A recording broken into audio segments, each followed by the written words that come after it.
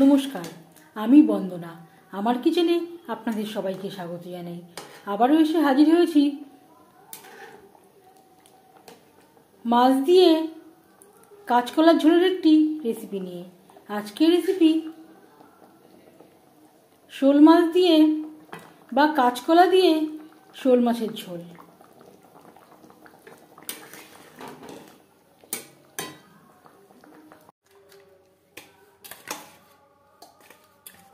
শোল মাছের ঝোল রান্না করতে এখানে আমি নিয়েছি একটা শোল মাছ, যেটা আমার 6 পিস মাছ হয়েছে।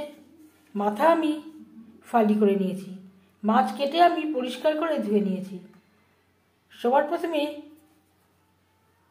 ম্যারিনেট করার জন্য দিয়ে দিলাম হলুদের গুঁড়ো, আর লাগছে স্বাদ মতো লবণ। লবণ হলুদ দিয়ে মাছ বেশ ভালো করে মেখে নেব।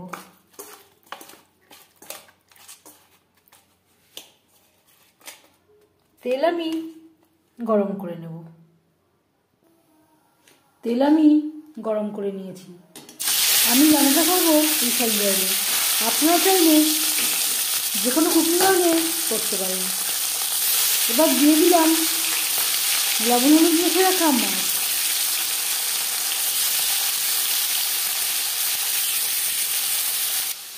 আর লাগছে কাঁচকলা। এখানে আমি 2টো কাঁচকলা খোসা ছাড়িয়ে টুকরো করে কেটে নিয়েছি আর পরিষ্কার করে ধুয়ে নিয়েছি।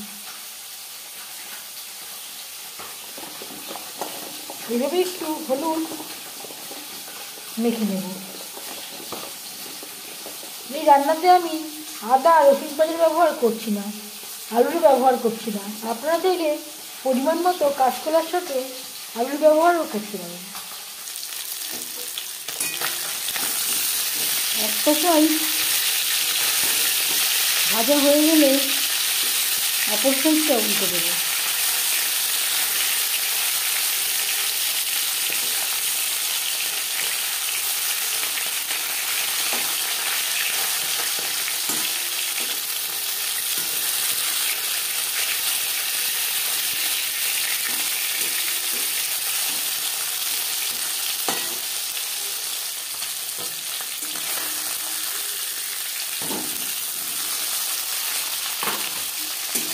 মাছ ভেজে নেওয়া হয়ে গেছে। একটা পাত্রে উঠিয়ে নেব।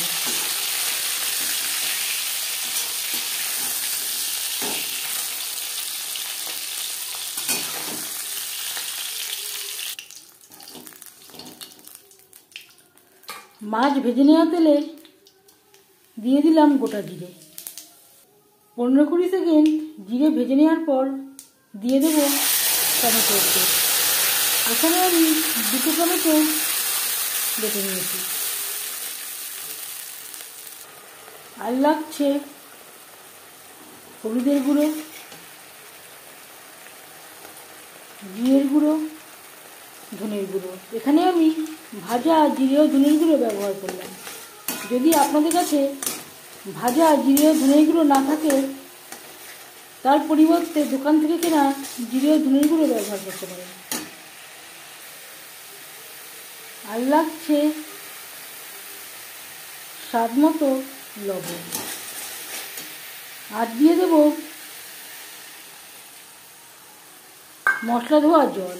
যেই মিক্সচারের জারে করে আমি টমেটো বেটেছিলাম সেটা ধুয়ে আমি জল অ্যাড করলাম। 3-4 মিনিট মশলা কষিয়ে নেওয়ার পর দিয়ে দেব কাঁচকলা।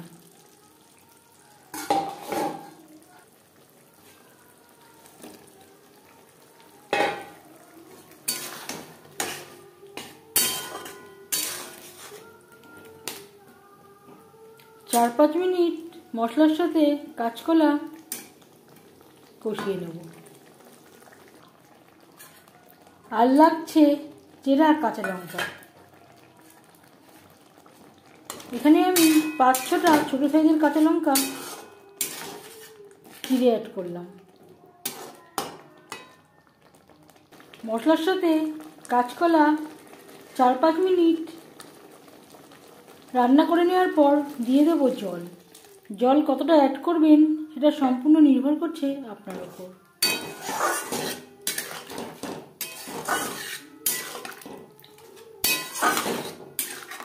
কাঁচকলা সেদ্ধ হওয়া পর্যন্ত অপেক্ষা করব।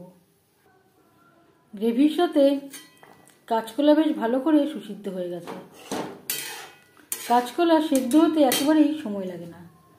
এবার দিয়ে দেব ভেজে রাখা মাছ। গ্রেভির সাথে মাছ বেশ ভালো করে মিক্সড করে দেব। গ্রেভির সাথে মাছ আরও 3-4 মিনিট রান্না করব।